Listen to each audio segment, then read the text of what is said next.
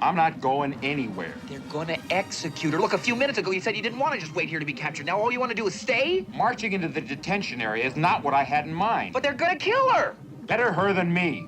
One of the ways of telling a story is to have two main characters that are exactly the opposite from each other, so that they contrast. I had Luke, who was the idealistic, naive farm boy who was going out into the world, a little frightened to do that, take on the responsibilities. We had the old man who was the guide and the nurturing person who was sort of sending him off and giving him advice as he goes. You must learn the ways of the Force if you're to come with me to Alderaan. Alderaan?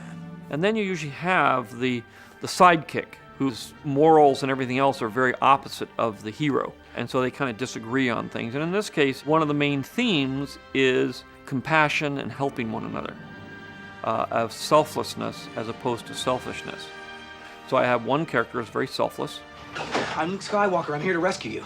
And another one who's very selfish. I ain't in this for your revolution, and I'm not in it for you, Princess. I expect to be well paid. I'm in it for the money. So I put them together, and so they're always contrasting their points of view on the situation. Well, Han Solo is that character that we always wished we could be. I think most of us felt like Luke Skywalker, but we would have loved to have been Han Solo.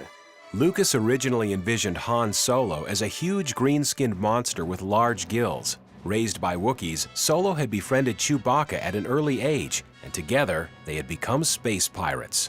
Han Solo was meant to be a very nefarious character. He did start out as a monster or a strange alien character. I finally settled on him being human, so that there'd be more relationship between the three of them.